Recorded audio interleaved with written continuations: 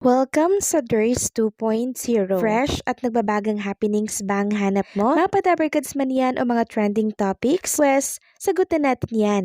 Kaya naman isubscribe nyo na ang ating channel para sa mga nagbabagang balita everyday. So ayan, welcome back again sa ating YouTube channel mga Kadabarkads, and for today's video, ang pag-uusapan natin ay tungkol sa mga importanteng kaganapan sa loob at sa labas ng Itbulaga. So may nagbabalik mga Kadabarkads, walang iba kundi po si Raven Angeles.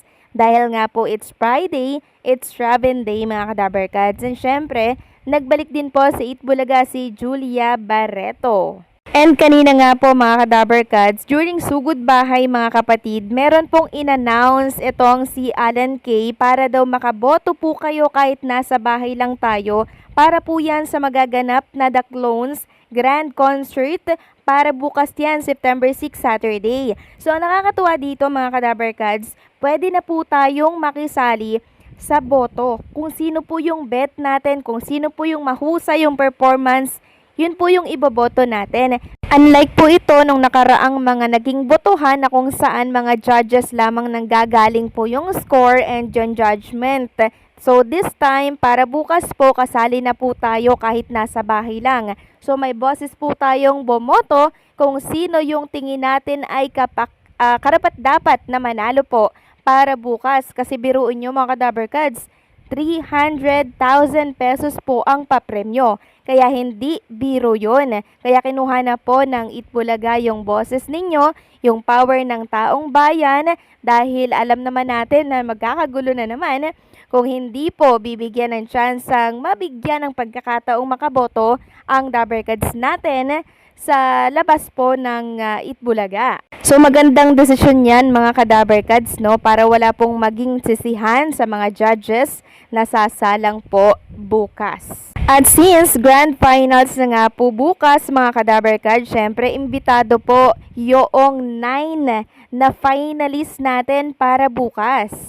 And talaga namang naging pasabog yung naging sorpresa nila, 'di ba? Ngayong araw po 'yan ng Friday. At bago nga po mag-Itbulaga, nag-share po ng video itong si Lucky Robles na pinapakitang kasama niya na po itong 9 finalists na makakalaban niya po bukas. Kompletong-kompleto sila mga Kadabarkads. At ang tanong, sino kaya ang mananalo sa 9 finalists? Sobrang nakaka-excite mga Kadabarkads, no?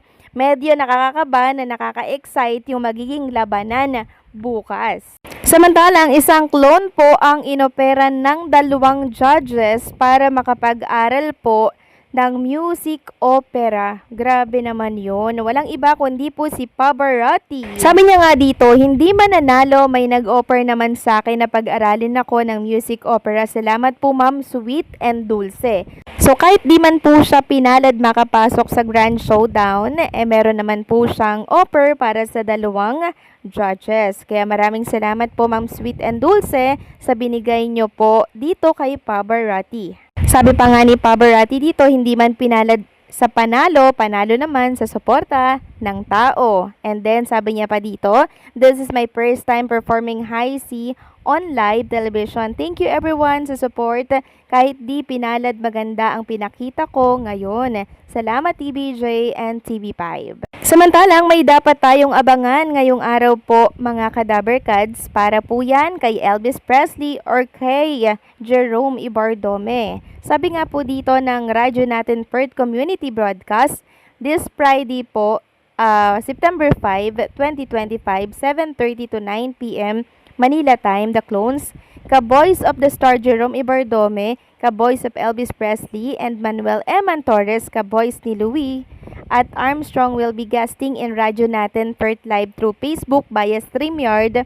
This will be another exciting musical Friday night show to entertain the Filipino community around the world. Radyo natin Perth, home of OPM artists. So yan, may abangan tayo mamaya para po yan kay Jerome Ibardome. And speaking of Jerome Ibardome mga Kadabarkads, since kahapon nga po ay nasa studio siya ng Itbulaga, nakita natin yung video na shinare niya sa kanyang social media na kasama niya po mga Kadabarkads etong singer and comedian na si Mitoy Yunting. So parang nagre-rehearsal sila dito, nagpa-practice sila ng song mga Kadaberkads. Siguro, ito po yung magiging participation ni Jerome Ibardome sa Itbulaga bukas, araw po yan ng Saturday. Marami nga po ang natuwa mga Kadaberkads nang makita po nila na nag-rehearsal na po itong si Jerome Ibardome at kasama pa na mga bigating singer. Nakatuwa lang kay Jerome Ibardome kasi kahit hindi po siya nakapasok sa Grand Showdown mga Kadaberkads, mukhang siya po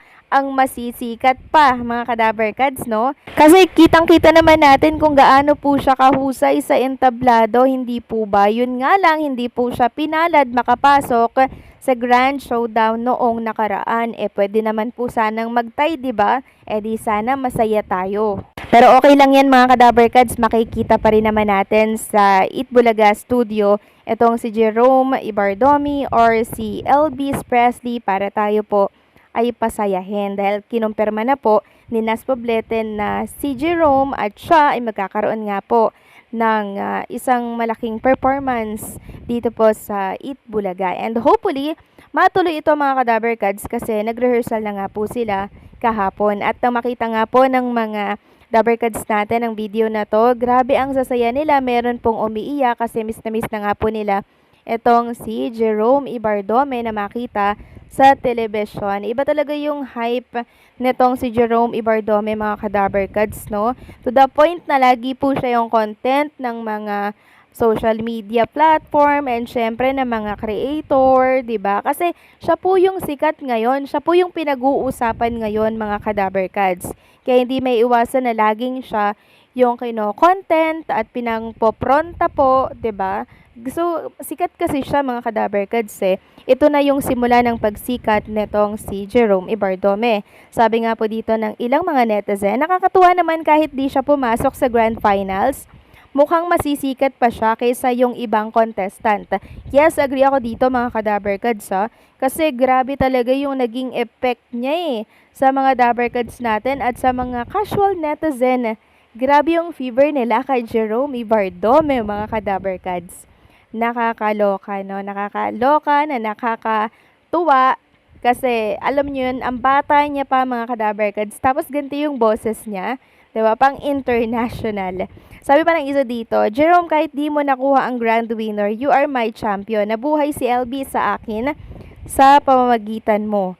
Sana every Saturday, dyan ka sa AB as performer. Hopefully nga po mga Kadaberkads na every Saturday, pag wala siyang pasok, 'di ba? Nasa Itbulaga siya, nang sa ganun ay hindi siya masyadong mamiss ng Daberkads natin na nanonood po ng Itbulaga.